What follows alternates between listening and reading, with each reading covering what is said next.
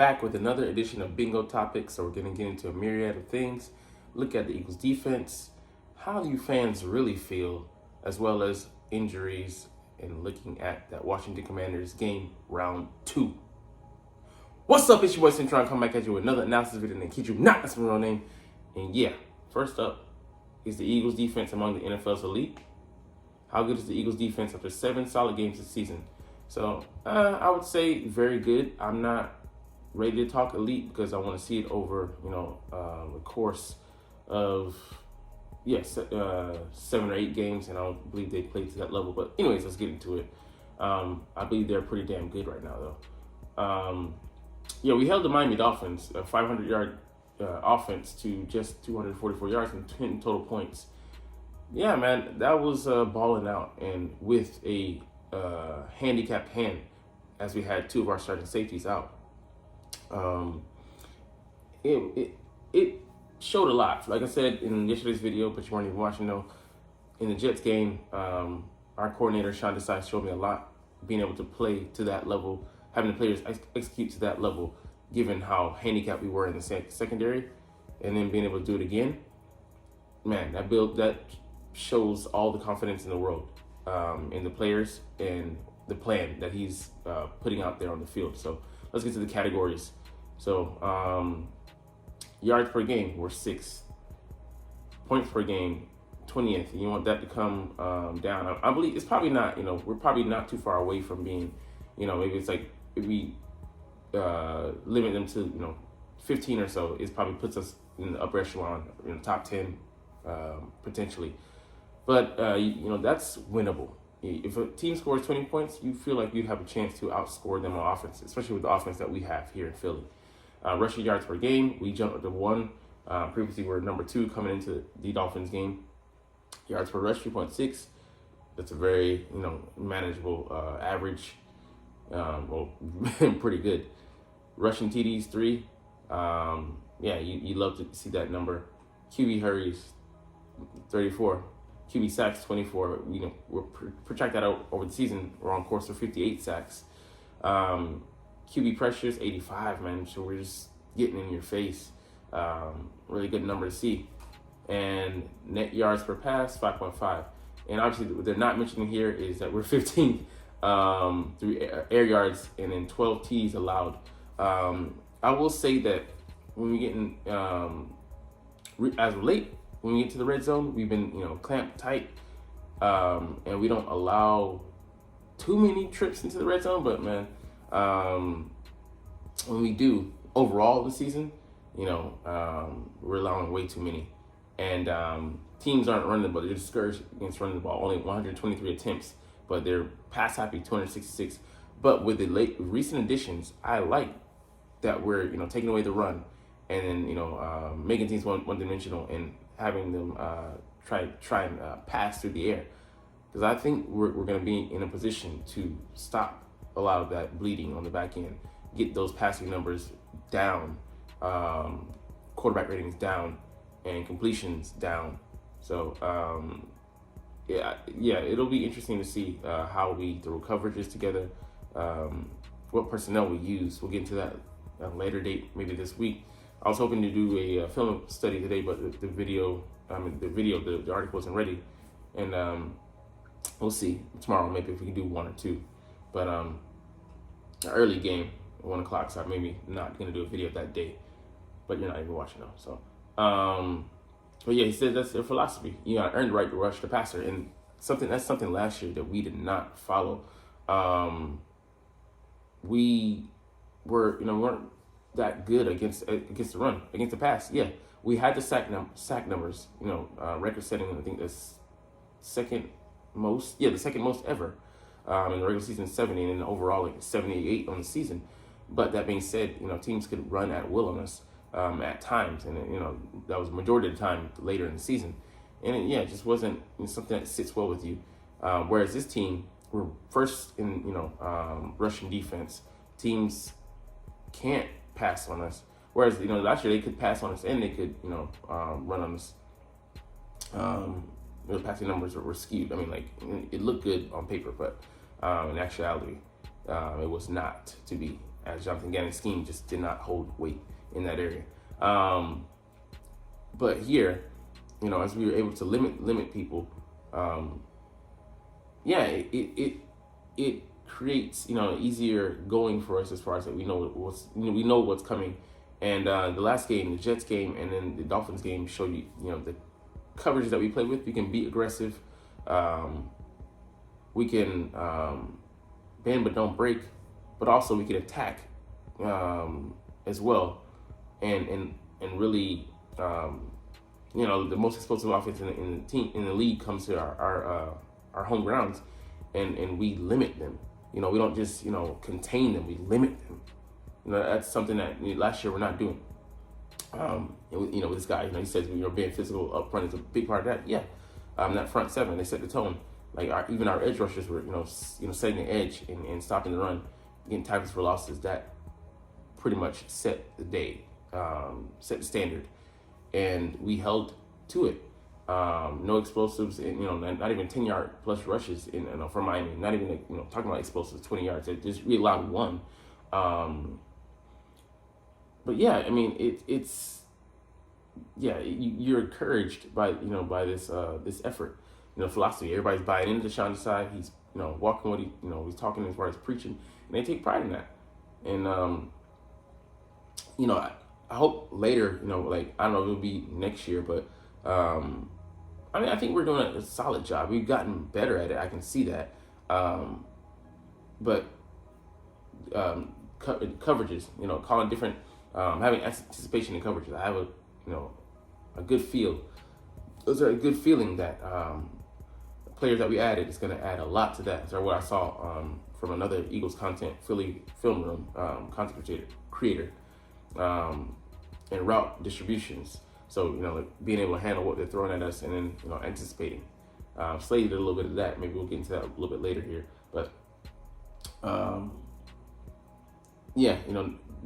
Putting our guys in spots to make sure they understand this is where these targets were going to come, where these targets were going to come. So anticipating what areas of the field they're going to attack, and how we should be able to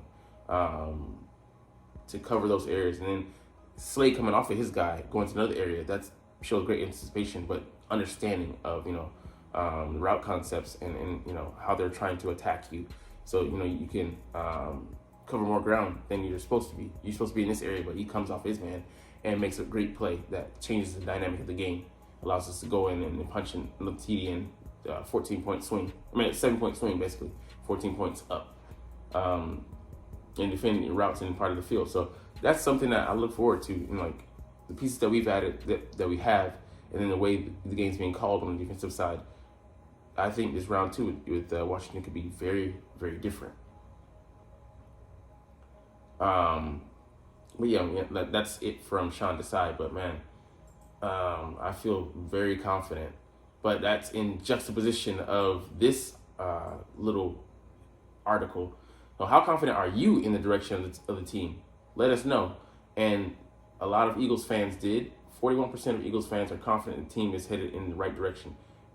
And that was before the Dolphins game, after the Jets game, and it's pathetic. It's one loss. Why the fuck are you guys going into tailspin panic mode? You have no confidence in your team. You're fair weather fan. We don't need you here. Just pack your shit up and go support some other franchise. It's ridiculous. We have one loss where like the offense. If we don't play bad in a little bit, couple of spurts, we go out and win that game. Defense played solid. Showed you everything you need to know. We had 4 turnovers, and we're still in a position to win the game. So it's just amazing to me that you guys can, lose faith and go all Chicken Little. The sky is falling after, a great effort by our defense. And, offense, we were shooting ourselves in the foot. We were giving them the game. We were letting them stay around. And you guys panic. You push the panic button. Oh, ye of little faith. Where is your support? I can't imagine if we were 3-4 or something like this. Things. We be getting people calling in radio shows and espousing their vitriol. So, Eagles fans, we gotta be better. If you want to jump ship, that's okay, man. But all this nervous energy, it's just weak, man. It's weak as hell. So, it's unbelievable. Yeah, there's things we need to fix, like they're saying here, but they're fixable. It's not like we're the Colts, on reserve till next year, or we're in the middle of a rebuild. We have a window, man. All right, we're gonna look really at a myriad of things here. So Mike Parsons says Philadelphia is the NFL's best team and they have no weaknesses. So if you watch his video here, I don't know if it's coming up, but he talks about all facets of the team. He's like, man, pass rush, they're good. They got interior guys, they're good. The corners they're good. Safety, and he's like, they're bringing another guy, they're good. That offense is good. He's like, maybe you could talk about the linebackers, but they've been playing solidly.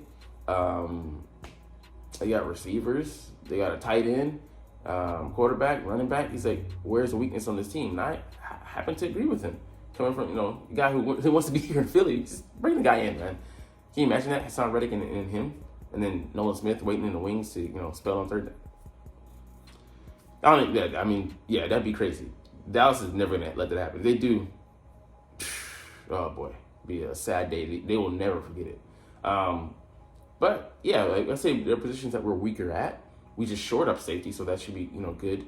Slot corner, I would say is one position that we're weaker at in theory, because we'll see. I have some solutions in the building right now. One of them we're gonna get to in a second is Mindy. He's healing up, but linebacker, yeah, we're weaker at that position, but still, they're playing solidly. So it's hard to poke and prod and find a weak spot on this team, and that just speaks to Howie Roseman as well as the coaches getting those guys ready and maximizing those talents. All right, let's see. We'll get into that a little bit later here, but man, it could get bad, pretty bad, and if we play up to our potential. All right, let's get physical. Eagles blitz. So the defense has played well in 4 of the 5 past games. So Tampa Bay obviously we shut down.